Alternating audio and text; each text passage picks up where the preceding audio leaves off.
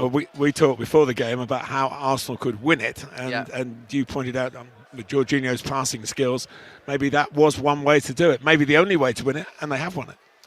Brave from Mikel Arteta. I think the right decision. Obviously, he played him in midweek. But the easy thing would have been to look at the energy, the physicality of Newcastle's midfield and go and fight light for light with Partey and bring him back in.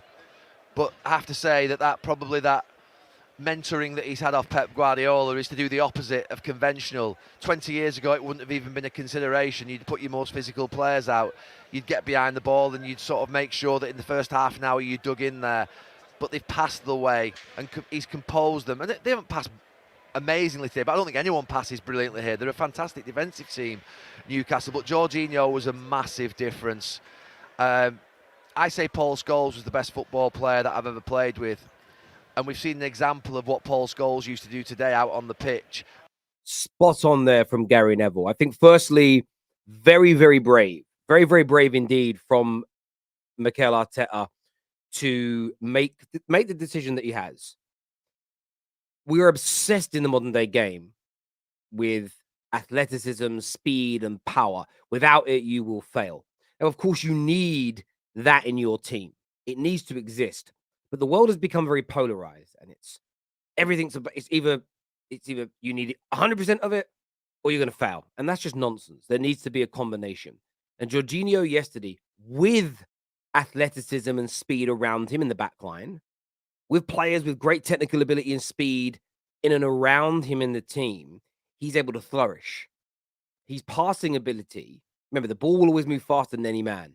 His passing ability and confidence on the ball is what led to Arsenal's win. And it was a classy performance from Arsenal when you look back at it.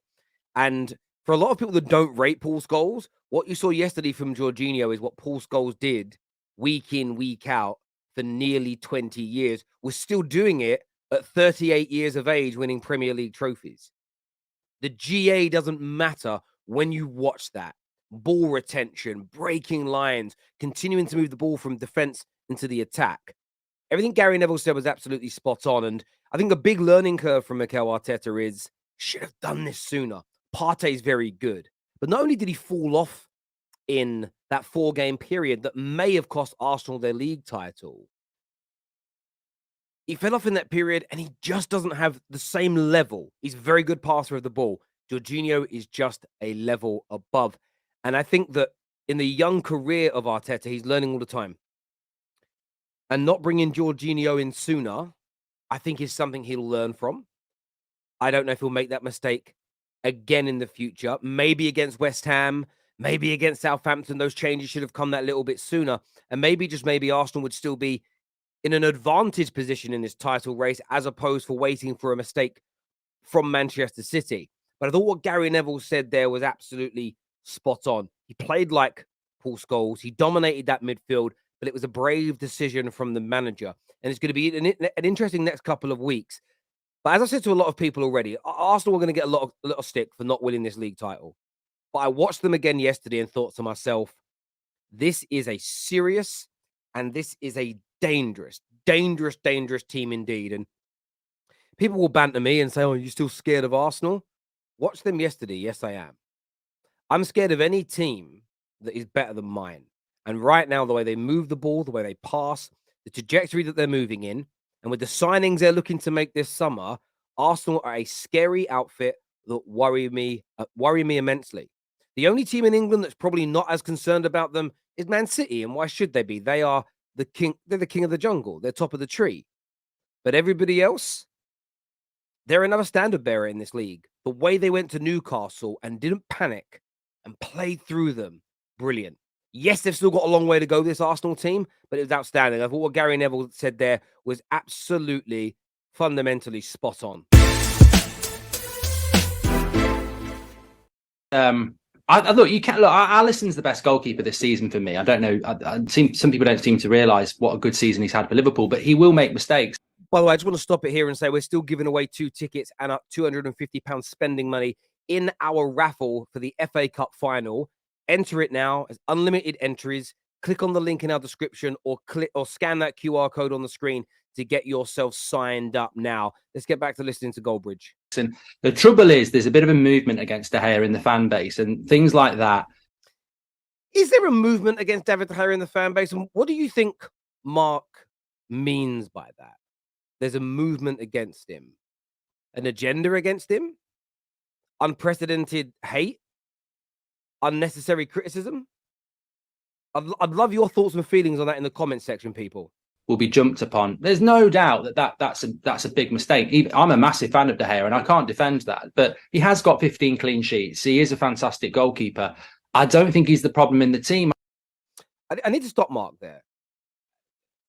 Again, you and I've got a tremendous amount of respect for Mark Goldbridge and what he's achieved and what he's done in this industry is unprecedented in my opinion. But he's wrong here.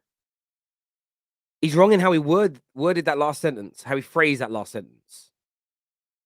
David De Gea isn't the problem at Manchester United. That's true. But that isn't what people are stating, not the general person. David De Gea is a problem at Manchester United. If we just put aside the 3 or 4 terrible goalkeeping errors he makes a season in terms of shot stopping, his inability to play out proficiently from the back is a massive issue to the style of football that Ten Hag wants to develop.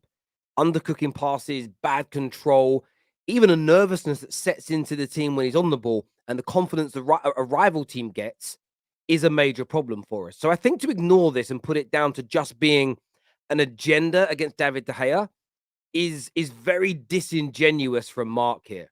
David De Gea will be making big saves. The decision is whether you keep him in the summer. Would you keep him? Yeah. I don't think he's the problem. I think that look, we mentioned Harry. See, you said he's not the problem, and we know that, Mark. But why shouldn't we look for even better? If you've got a striker that scores 20 league goals a season, they're not a problem for you. But if Haaland or Mbappe becomes available and they can maybe score you 35 league goals, why would you not sign them? If we can get a goalkeeper that is better, why would we not improve our team? The sentiment has got to go on this, and we have to focus on making Manchester United better. Kane, I'd be interested what Dean's thought is. I don't think that United side suits Kane at the moment because they don't create chances. Again, I just have to disagree with Mark that Harry Kane doesn't fit Man United because we don't create chances. Bruno Fernandes is the highest chance creator in the Premier League this year. Nobody's created more chances than him. Man United are the 3rd biggest in terms of big chances created in the league. We're the 3rd in terms of big chances missed in the league. So a Harry Kane would probably help reduce that somewhat. We also have the same amount of shots on goal per game as Liverpool and Arsenal. Slightly less on target, though, by about 10%. On top of that, Harry Kane's also a creator as much as he is a goal scorer. So you're sort of killing 2 birds with 1 stone. Man United have got multiple problems, and that is the real issue here. We do need more creativity. We do need a number 9. And we do need a goalkeeper that is more progressive with the ball. All those things are true. The problem I find at the moment with Man United fans is we're almost trying to ring fence it to why blame David De Gea solely? You think just the striker is going to fix us? No. 4 or 5 additional players are going to help fix us and get us back to where we want to be. But let us not ignore the conversations that need to be had. David De Gea isn't good enough anymore. We need a better number 9, and the team definitely needs more creativity. It's all obvious, personally, to me. A gallery, isn't it? That's playing to an audience. Given the fact that I doubt he didn't have a problem playing for the Glazers for all those years, did he? He didn't have this sentiment when he was taking their particular pound. He's entitled to his view. I doubt that he has much managerial experience of what the Glazers are really like. I'm not going to defend the Glazers because every time I open my mouth about them, I suggest that this is the real world. Grow up and stop whining. You've got a football club that's spent, yes, it could have spent £1 billion more over the last 10 years, but it's already spent much more than everybody else. And it's the people that they've recruited and the people that have managed their club that haven't done a good job. Now, whether Ed Woodward's in that equation, whether Jose Mourinho's in that equation, whether Van Gaal's in that equation, whether whoever else we can put in. The one thing I can never give them a pass for, ever, is the 3 years that they alighted upon Ole Gunnar Solskjaer. So Simon Jordan here is kind of having a go at Gary Neville for partly blaming yesterday's defeat on the Glazers. And then he goes on again. He goes on one of these kind of rants, Simon Jordan. Maybe it's the sort of football owners union of don't blame the owners for players and managers not doing a good enough job. They spent more than anybody else. Yes, they could have spent $1 billion more, but would it have made a difference? Because he thinks their recruitment's been bad. And that's exactly our problem. Like Simon Jordan here is completely made a hypocrite of himself. But no one's noticing he's being a hypocrite because he's posh, because he speaks well, because he uses very, unlike me as a working class piece of muck, he's very eloquent. He has a great vernacular. And you miss the hypocrisy. Man United fans do not complain that we haven't spent enough money. We moan that £1 billion has been taken out and not invested into the club as a whole. Stadiums leaking, training grounds falling down. Our ladies team only a couple of years ago were changing in car parks. We're Manchester United. And the second biggest element that we complained about is the poor recruitment. Poor people running the club, poor choices of managers, poor recruitment in the transfer market. Those things have led to moments and games and results like yesterday. So the guy literally says our recruitment's been terrible and who we hire to run the club has been terrible. Therefore, the decisions those people make manifest themselves on the pitch, and then gets angry that Man United fans call out the Glazers when we lose games. Make that make sense. I know what rivals want. They just want you to say your players are shit, your manager's shit, your team is shit. That's all anybody wants.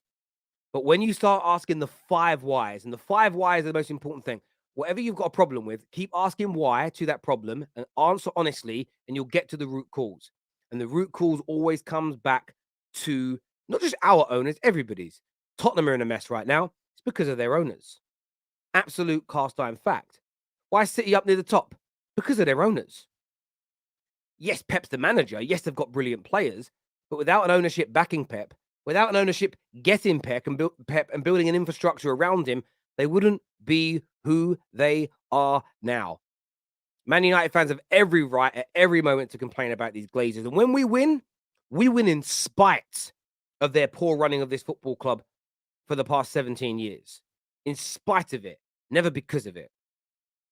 People, make sure you hit the like and the share button. Enter our raffle now, the only YouTube channel giving away tickets in a raffle, plus £250 spending money for that brilliant FA Cup final. Until next time, take care, goodbye, God bless, and I'll see you all again.